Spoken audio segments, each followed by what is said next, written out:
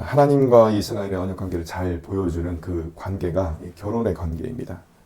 이스라엘은 본성상 원래 하나님과 언약을 맺을 수가 없는 그런 민족이었습니다. 인간적으로 보더라도 잘 나가는 민족이 더 사람들이 추앙을 받지 않습니까? 그러니까 인간적인 시각으로 볼 때 그 당시에 좀 어울릴 만한 하나님의 그 너무나 위대하신 이름과 어울릴 만한 이름을 가진 민족은 이 애굽이었습니다. 솔직히.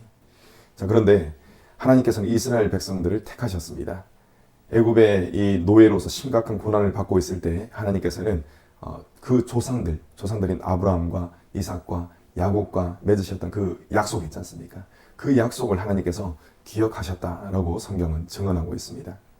그래서 하나님께서는 그 언약을 기억하시고 이스라엘 백성들을 애굽에서 인도해 내셨던 것입니다. 하나님은 그들을 하나님의 특별한 소유요 그리고 제사장 나라 거룩한 백성으로 세우셨습니다. 그리고 하나님께서는 이 이스라엘 회중 가운데 하나님이 친히 임재하실 수 있는 이 처소가 되는 성막을 만들라고 하나님은 명령을 하셨습니다. 비록 이스라엘의 우상 숭배로 인해서 이 이스라엘 백성과 하나님과 맺었던 언약이 있죠. 그 언약이 약 40일 만에 깨져버립니다. 그런데 하나님께서는 이 언약을 갱신하시고 그 은혜를 다시 부어주셨던 것입니다. 하나님께서 이처럼 마음을 돌이키신 것에는 모세의 필사적인 중보가 있었습니다. 그것을 통해서 하나님께서는 이 멸하시고자 하는 것들, 그것을 뜻을 돌이키시고 다시금 언약을 맺으시고 또 하나님이 거하실 성막이 실질적으로 이제 마련이 되었던 것입니다. 성막이 세워진 이후에는 하나님의 영광이 이동을 하게 됩니다. 지금까지는 하나님의 영광을 나타내는 이 구름이 어디에 머물렀습니까? 이 시내산 위에 머물러 있었던 것입니다. 그런데 이 성막이 세워지자 영광의 자리가 이동합니다. 그래서 성막으로 옮기게 된 것입니다. 회막에 덮이고 또 그 가운데 충만하게 임했습니다. 구름이 가득해서 모세가 회막 안에 들어갈 수 없을 정도로 영광이 충만하게 임했던 것입니다. 이 현상은 이후에 솔로몬이 성전을 세우거든요. 그때에도 똑같이 나타나게 됩니다. 물론 하나님의 영광은 온 땅에 충만해 있습니다. 하나님은 온 땅에 충만하게, 온 우주에 충만하신 분이 바로 하나님이십니다. 하지만 하나님께서는 그 장소를 정하셨습니다. 이스라엘과 언약을 맺으시기 위해서 한 장소, 시내산에 하나님께서는 거하셨던 것입니다. 그리고 하나님과 이스라엘의 언약이 완전히 맺혀지기 전에는 모세가 시내산에 계신 하나님과 또 시내산 기슭, 이 밑에 있는 이스라엘 백성들 이 위치를 계속 왔다 갔다 했던 것입니다. 모세가 그렇게 바빴습니다. 그런데 이제 하나님께서는 이 자리를 옮기셔서 이스라엘의 가운데 있는 성막에 거하시기로 작정을 하시고 또 그렇게 하셨습니다. 모세와 제사장들은 성막에서 하나님을 만났습니다. 그리고 거기서 하나님의 뜻을 듣고 하나님의 뜻대로 이스라엘 백성들을 다스리게 되었던 것입니다. 성막은 이스라엘 가운데 하나님이 임하셔서 그들과 함께 하시는 임마누엘의 복을 상징합니다. 예수님의 또 다른 이름이 무엇입니까? 바로 임마누엘입니다. 그렇기 때문에 예수님 안에서 하나님이 우리와 함께 하시겠다는 이 약속이 완전히 이루어진 것입니다. 우리는 예수 그리스도의 십자가 언약을 통해서 성령님을 우리 가운데 모시는 성전이 되었던 것입니다. 우리의 삶이 하나님의 임재 가운데 하나님을 기쁘시게 하는 산 제물이 될 수 있도록 범사에 우리 주님을 의지하시는 저 여러분 되시기를 간절히 소망합니다. 성막의 완성으로 인해 하나님이 직접 이스라엘을 다스리시는 시대가 열리게 되었습니다.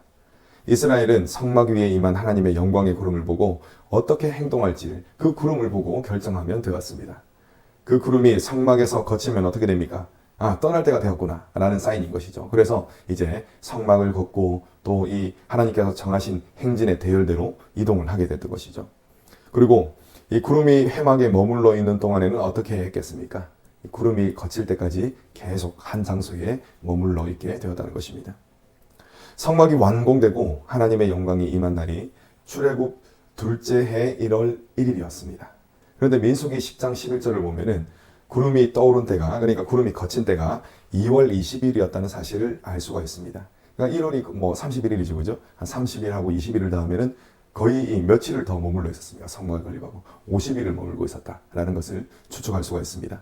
자, 이 기간은 이스라엘 백성들에게 있어서는 정말 화물한 그런 기간이었을 것입니다.